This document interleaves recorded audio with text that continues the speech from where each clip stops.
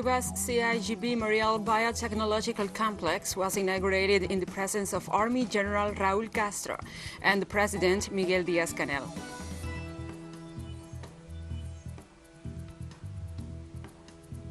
Venezuela's President Maduro received on Monday the prosecutor of the International Criminal Court, Karim Khan, in Caracas.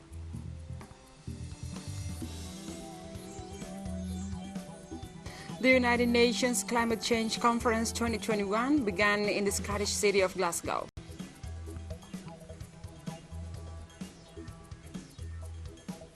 From the headquarters of TeleSUR English in Havana, Cuba, this is From the South. I'm your anchor, Gladys Quesada, and these are the news. The CIGB-Mariel Biotechnological Industrial Complex, the most modern of its kind in Cuba, was inaugurated on Monday in the presence of Army General Raúl Castro and the President Miguel Díaz-Canel. The institution is a result of a collaboration between the Cuba Pharma Group and the Center for Genetic Engineering and Biotechnology. Its inauguration coincides with the launching of the Special Development Zone of Mariel. This mega project of vital importance for the Caribbean island, located in the western province of Artemisa, has been promoting foreign direct investment in Cuba since November 2013. In the scientific compound we inaugurate on Monday, the focus will be on investigating, developing, and producing new vaccines and medicines to treat the diseases caused by the main health issues in Cuba and the world. These are cancer, diabetes, self-immune and infectious illnesses, cerebral and circulatory problems, as well as COVID-19, among others. We are talking about making more products like the Abdala vaccine, like the new formulas of Heberprot and Eberferon, well positioned for their quality in the pharmaceutical and biomedical sectors. Now we continue. On Monday, Nicaragua's Supreme Electoral Council began to distribute ballots and election-related appliances, with the election set for November 7th at the crosshairs. The activity was supervised by legal representatives of the political alliances and parties involved in the process. The electoral tools and appliances will be delivered with a priority on the most remote and hard-to-access areas. Therefore, the first allocations will be set in the northern Caribbean and South regions, as well as the San Juan River. Authorities execute these tasks to guarantee the right to vote of the population. President of the Supreme Electoral Council, Brenda Rocha, and Vice President Cairo Amador were present in the distribution procedures alongside other magistrates from the SEC.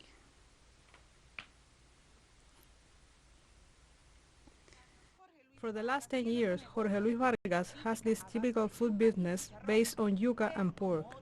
He, like many other Nicaraguans, trusts that elections will be held in a climate of peace. The hope is that elections are carried out peacefully, since we must respect the decision of the Nicaraguan people and continue working. However, a sector of the population insists on discrediting elections. Some from abroad even urge to apply economic sanctions that aim at deteriorating even more the living conditions of citizens. The more sanctions they want against the government, the more the regular people suffer, because in the end, business people have their money and live comfortably and can go abroad, whereas the average poor Nicaraguan has to find a way to make a living every day. So we must rebuild a better Nicaragua. For the expert Bismar Cierro, the Nicaraguan people will go to the elections in an environment of peace. That's what I mean when I speak of a culture of peace. The programs that have been developed, socioeconomic programs, so that people feel a certain ease, and it's a way to give a referendum to the government and assure that we are with them. We know what you have done, so it's the first election where people express a sort of support to the programs, more than a battle among political parties.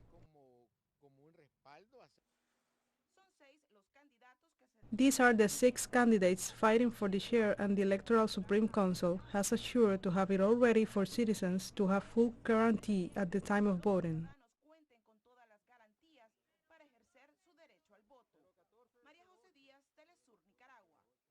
Review what this election is about.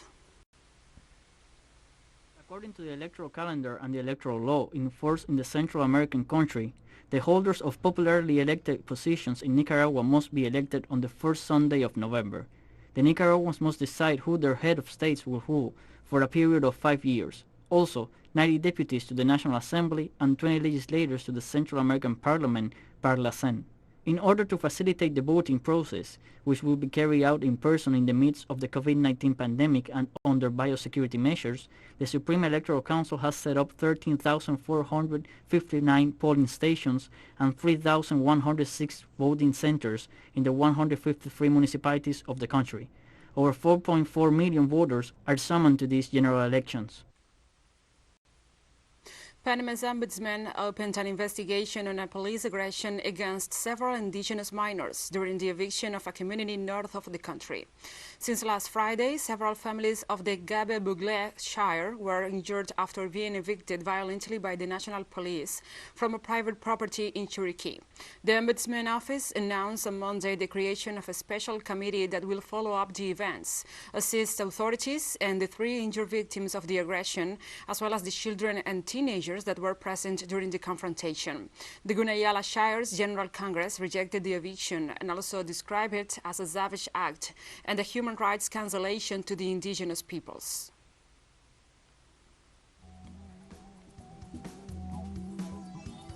We'll take a short break now. Join us again after this.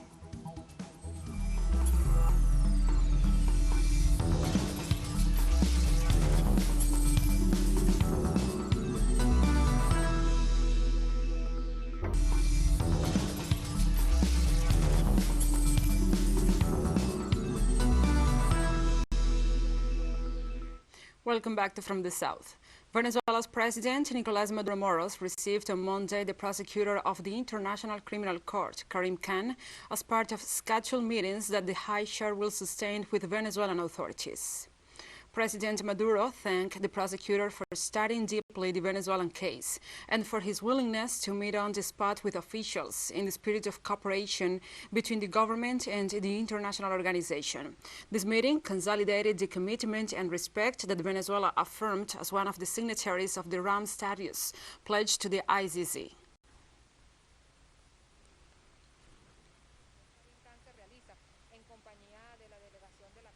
Now we move on to other topics. In Haiti, an armed group kidnapped 4 fuel pipe truck drivers in Mortizant, a town in the southern periphery of the capital, Port-au-Prince. The Association of Distribution of Oil Products confirmed that part of the load was destined to the Ministry of Economy, with the purpose of supplying a part of the local industry. The events transpired as the nation experiences a shy re-establishing of fuel distribution after over 15 days of a critical situation that endangered the functioning of at least 50 hospitals.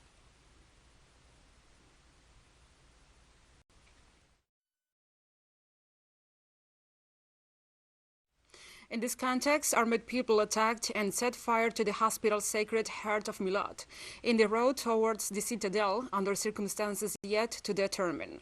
According to local residents, the aggression was carried out in evening hours on Sunday, and it could have been caused by a conflict between a gang and sympathizers of the Petit Desalins party.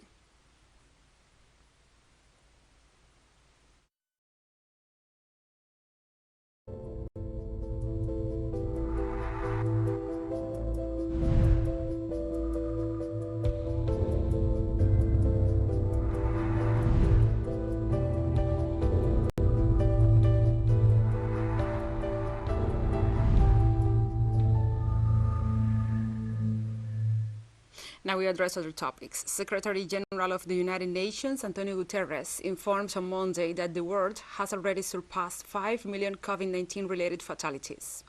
According to research from the Johns Hopkins University in the United States, said countries among the most severely affected by the pandemic, with nearly 750,000 deaths. Up close are Brazil, with almost 608,000 mortal cases, and India, with 458,000 deceased people.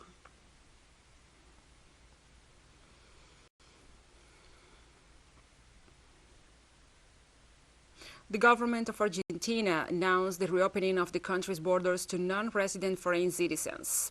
The measure is part of the executive's new efforts to resume the touristic sector in a new normal environment, seeking to fasten economic recovery. The Minister of Tourism pointed out that authorities are considering eliminating the PCR COVID test for people over 18 years of age, as well as taking minors off the mandatory quarantine, but offering antiviral vaccines exclusively for that age category. The executive said that due to the current pandemic, a full vaccination plan will be necessary.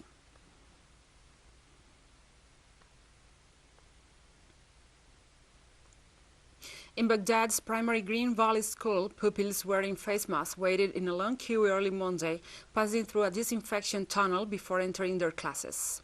The school's deputy school principal stood on the other side of the tunnel, disinfected the children's hands with sanitizer. Millions of Iraqi students returned to his classroom for the first time in a year and a half, a stoppage caused by the coronavirus pandemic amid overcrowding and confusion about COVID-19 safety measures. After infections levels have dropped due to the arrival of vaccines, and since the Ministry of Health is working to give the vaccine to everyone eligible, it has become obligatory for everyone to resume their normal lives, and part of this life is educational process. Therefore, we, the Ministry of Education, decide that the start of the academic year will be on November 1, with 4 days a week of physical attendance. After infections levels have dropped. And Somalia on Monday began electing lawmakers for its lower house of parliament. This is the next phase in a long-delayed and turbulent process towards the presidential vote that has sometimes turned violent. The first two lawmakers for the next 275-member lower house of national parliament were elected at a voting ceremony in the capital Mogadishu under heavy security.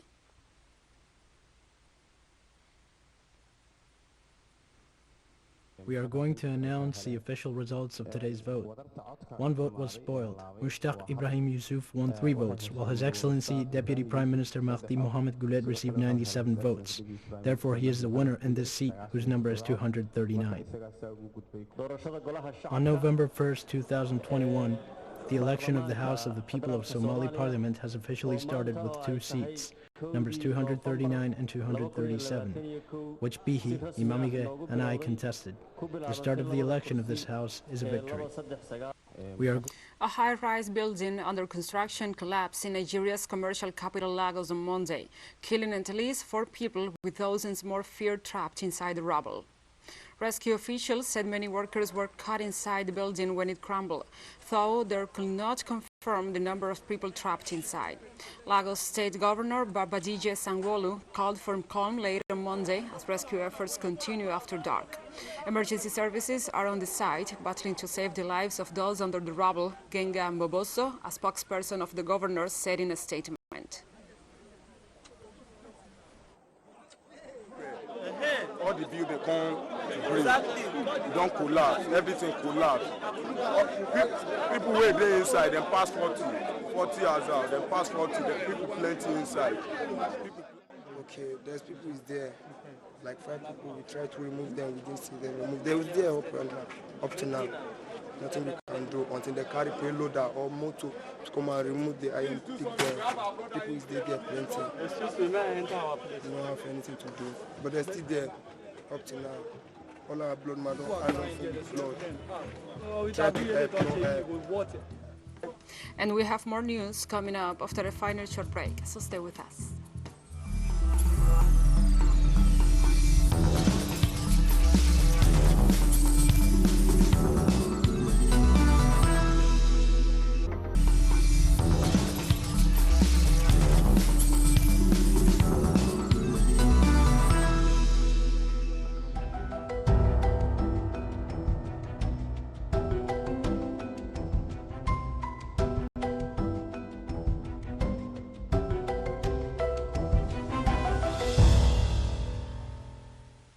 Welcome back. The United Nations Climate Change Conference 2021, or COP26, began in the Scottish city of Glasgow. Delayed by a year because of the COVID-19 pandemic, the COP26 summit brings parties together to accelerate action towards the goals of the Paris Agreement and the UN Framework Convention of Climate Change.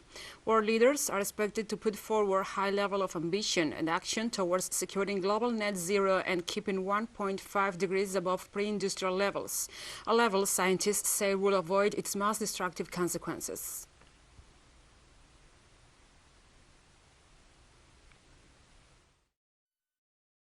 The science is clear. We know what to do. First, we must keep the goal of 1.5 degrees Celsius alive. This requires greater ambition on mitigation and the immediate concrete action to reduce global emissions by 45% by 2030.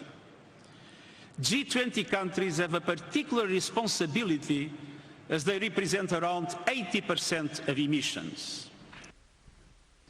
And the president of Bolivia, Luis Arce Catacora, stated that in order to mitigate global temperatures within the framework of the Paris Agreement, all nations need to reduce emissions significantly, while developed countries have to take leadership to defend humankind and Mother Earth. Mitigate the temperatures within the framework of the Paris Agreement, we need to reduce emissions significantly. It's the developed countries that have to take leadership to defend humankind and Mother Earth. Also, Prime Minister of Antigua and Barbuda, Gaston Brownie, offered his remarks about being hopeful to see an increase in ambition during COP26 conference so the global temperatures can be reduced below 1.5 degrees.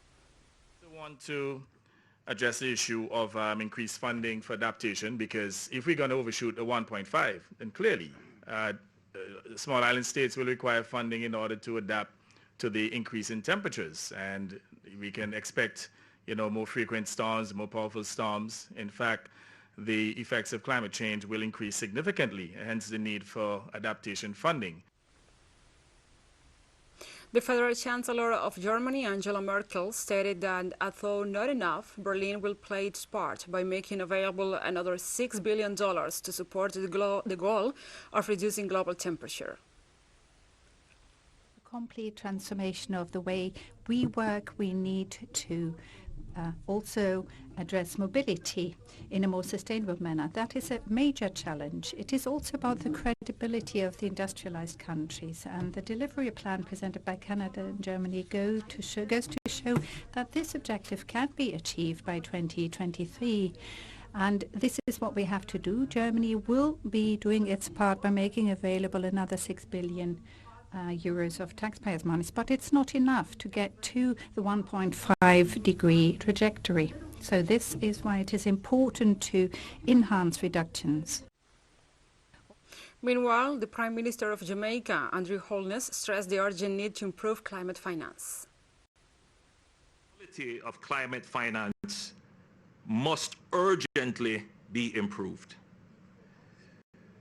if we are to survive the threat of climate change. This means boosting grant funding from its current levels and allocating at least half of concessional climate finance to support adaptation and resilience. Prime Minister of Barbados, Mia Mottley, also highlighted the need for more finance for adaptation to the effects of climate change and about the danger for all humankind if the 1.5 degrees goal is not reached. We are $20 billion short of the $100 billion, and this commitment, even then, might only be met in 2023. On adaptation finance remains only at 25%, not the 50-50 split that was promised nor needed given the warming that is already taking place on this earth. And President Joe Biden reaffirmed U.S. ambitious goal of reducing greenhouse gases emissions by 50 to 52% by 2030. States, if I have anything to do, we'll do our part. As I said earlier today, we've set ambitious goals of reducing U.S. greenhouse gases emissions by 50 to 52% below 2005 levels by 2030. That's a goal in line with limiting global warming to 1.5 degrees Celsius, but the math... And hundreds of people have protested in Italy against the local village's decision to grant honorary citizenship to Brazil's President Jair Bolsonaro. Brazil's president was met with cheers and jeers. Protesters in Anguirala Venera, a town near Padua, chanted "No Bolsonaro" and held signs saying "Bolsonaro out," "Justice for the Amazon," and "No citizenship for dictators." Italian police officers sprayed a group of protesters with a water cannon after they had gathered in the city center to protest the awarding of the honorary citizen title to Brazilian President Jair Bolsonaro.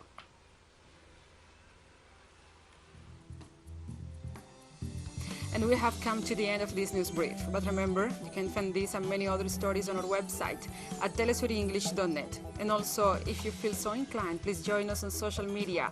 We are on Facebook, Twitter, Instagram, and Telegram. For TeleSUR English, I'm Gladys Quesada. Thank you for watching.